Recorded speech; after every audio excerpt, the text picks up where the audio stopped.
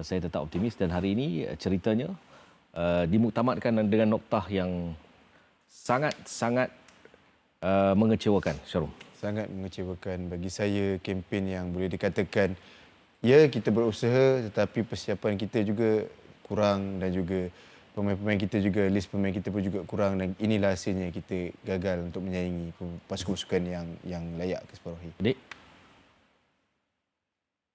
Kita deserve lah untuk tidak ke peringkat seterusnya. Wow. Kalau dari tengok dari segi performance. Yes. Kita harus muhasabah. Ini benda seperti kita cakap pada awal-awal dalam interview, level kita agak ketinggalan daripada segi preparations, daripada pemain-pemain yang berasi. Mereka dah cuba. Mereka dah cuba yang terbaik untuk negara, tapi result bukan belakang kita. Ada pemain yang mungkin kecaman-kecaman akan terus dilemparkan oleh segelintir peminat kepada pemain-pemain.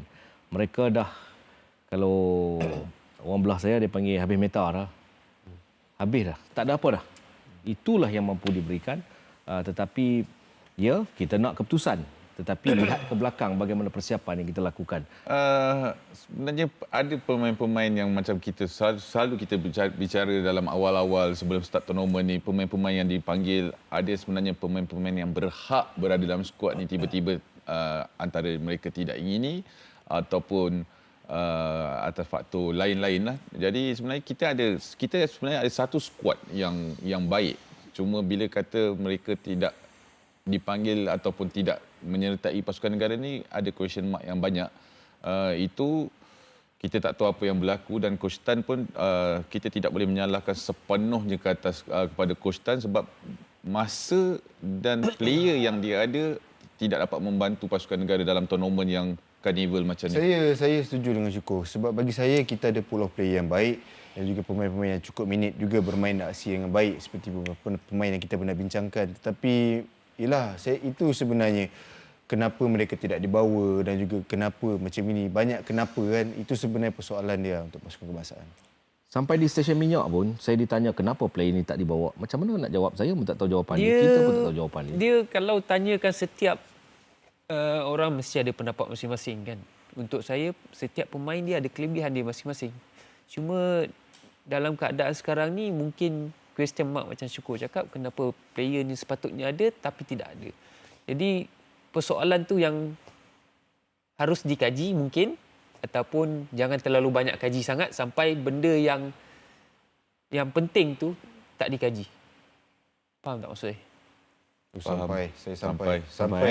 Okay, Adik cakap sampai. Sampai. Maksud dia cerita dia nak kaji ni, kaji betul-betul. Yeah. Kita tiada Jangan masa. ada selindung-selindung lah. Kita sudah tiada masa lagi untuk bercerita tentang zaman itu dan zaman itu. Kerana bola sepak ini sudah meninggalkan kita agak jauh sebenarnya, Syukur. Lately ni lah. Sebenarnya skuad 2019 tu ada salah satu yang kita yang akan bawa ke hadapan punya tim. Tapi kebanyakan skuad yang 2019 tu juga perancangan Coach Tan tu tiada dalam skuad. Tidak terlalu banyak yang ada yang dalam skuad ni. Dan mungkin base kepada performance player tu dalam league ke ataupun keadaan semasa Coach Tan yang membuatkan suasana tim tu kita gamble kita yang tak jadi. Gamble kita yang tak jadi dan kajian-kajian kita yang seperti awak cakap tadi tak jadi. Indonesia pernah tak berjaya dalam beberapa edisi PLFF. Tapi kali ini mereka revamp pasukan, bagi peluang kepada pemain muda, campur 2-3 senior. Hasilnya, organize, kita fokus kepada pasukan kebangsaan mereka berjaya. Bagi saya, kita base kepada preparation. Bagi saya tetap preparation. Sebenarnya yang seperti kita berbicara tentang Jordan lawan dengan Uzbekistan, kalau kata skuad kita dalam sekurangnya minimum 2 minggu untuk kita untuk preparation, tapi akhirnya berlaku dalam 6 hari. Dalam 6 hari tu kita nak main carnival tu akan ada untuk first game, second game, performance tak berapa tapi diorang result yang baik. Dan preparation kalau kita tengok daripada pasukan Thailand, Vietnam, Singapura, walaupun Singapura tak berapa sangat lah bagi saya, tapi Vietnam, Thailand dan Indonesia kita lihat preparation dia untuknya Thailand terutamanya membawa kebanyakannya skuad 2014 tu, majoriti skuad yang champion tu berada dalam skuad dan memanggil semua pemain dan mereka sanggup beraksi untuk pasukan negara. Itu yang lebih penting. Dan kita ada question mark dia di mana player-player yang ada ataupun tidak Mungkin- yang ingin. Mungkin question mark tu saya rasa mungkin terletak pada jiwa pemain. Kalau awak dipanggil tu, Mungkin saya rasa maksud saya question mark tu jiwa pemain tu, adakah pemain tu mau datang ataupun tidak? ataupun datang sekadar something yang tak, mungkin dia datang tapi tak ada jiwa. Saya cakap satu terus, saya cakap skuad 2018 mungkin tim tu ada jiwa untuk main sampai ke final. Preparation dan ada jiwa. Conclusion. Apakah kita saja yang memikirkan tentang jiwa? Sedangkan pihak-pihak lain terus memikirkan tentang jiwa mereka, bukan jiwa bola sepak.